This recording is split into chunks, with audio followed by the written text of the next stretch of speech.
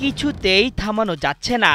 গাজার অবরোধ ভাঙতে আসা জাহাজের কাফেলা গ্লোবাল সুমুদ ফ্লোটিলাকে শত বাধাকে উপেক্ষা করেই গাজা অভিমুখে ছুটে চলছে ত্রাণবাহী কাফেলার বহর। ইতোমধ্যে আন্তর্জাতিক নৌবহরটি ইসরায়েলের ঘোষিত বিপদ সীমায় প্রবেশ করেছে। আল জাজিরা জানিয়েছে, গাজার উপকূল থেকে প্রায় ৩০০ কিলোমিটার অর্থাৎ ২০০ নটিক্যাল মাইল দূরে অবস্থান করছে জাহাজের কাফেলাটি।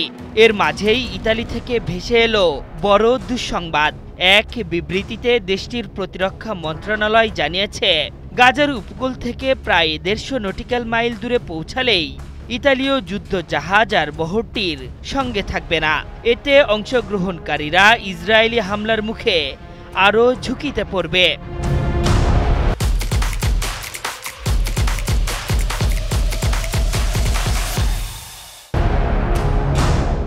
বার্তা সংস্থা রয়টার্স জানিয়েছে, ত্রাণ সহায়তা নিয়ে গাজা অভিমুখে যাত্রা করা আন্তর্জাতিক নৌ অভিযান গ্লোবাল সুমুদ ফ্লোটিলা থেকে সরে গেছে ইতালি। দেশটির প্রধানমন্ত্রী জর্জিয়া মেলোনি ফ্লোটিলা বন্ধের আহ্বান জানিয়েছেন। এছাড়া পোপ লিও যাত্রীদের নিরাপত্তা নিয়ে উদ্বেগ প্রকাশ করেছেন, কিন্তু সংগঠকরা তা প্রত্যাখ্যান করে বলেছে, আমাদের যাত্রা চলবেই। কাফেলার নিরাপত্তা থেকে ইতালি সরে দাঁড়ালেও স্পেন ও তুরস্কের যুদ্ধজাহাজ বহরটির সাথেই থাকবে। এর আগে গত সপ্তাহে গ্রিস উপকূলে বহরটি ড্রোন হামলার শিকার হয়। ফ্লোটিলা সদস্যরা ইসরায়েলকে দায়ী করলেও তেল আবিব তা অস্বীকার করেছে। তবে ইসরায়েল স্পষ্ট জানিয়েছে, যে কোনো মূল্যে তারা গাজায় কাফেলাটি পৌঁছানো ঠেকাবে। এমন পরিস্থিতির মধ্যেই ফ্লোটিলাকে সাইপ্রাসে থেমে সহায়তা পাঠানোর প্রস্তাব দিয়েছিল ইতালি। তবে দেশটির সরকারের সেই প্রস্তাব প্রত্যাখ্যান করে দেয় ফ্লোটিলাতে অংশ নেয়া মানবাধিকার কর্মীরা।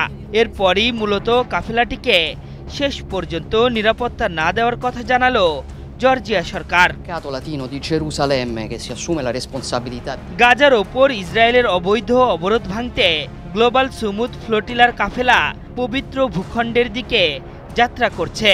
এই কাফেলায় ৪০টির বেশি নৌকা ও ৫ শতাধিক যাত্রী নিয়ে গঠিত এ বহরে আছেন সংসদ সদস্য, আইনজীবী, সুইডিশ পরিবেশ কর্মী গ্রেটা থুনবার্গ সহ বিশ্বের বিভিন্ন দেশের মানুষ।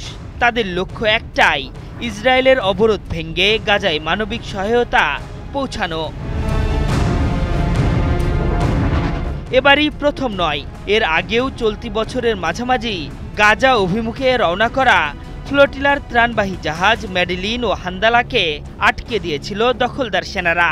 তার আগেও ২০১৩ সালে ফ্লোটিলার ব্যানারে গাজা অভিমুখে রওনা করা তুরস্কের কর্মীদের প্রাণী কেড়ে নিয়েছিল ইসরায়েলি সেনারা। পরে অবশ্য তার জন্য ক্ষমা চেয়ে তুর্কি সরকারকে ২০ মিলিয়ন মার্কিন ডলার ক্ষতিপূরণ দিয়েছিল দখলদার সরকার। এবার আন্তর্জাতিক বহর নিয়ে রওনা করা গ্লোবাল সুমুদ ফ্লোটিলার কাফেলা তিউনিসিয়া ও গ্রিস উপকূলে আক্রমণের শিকার হয়।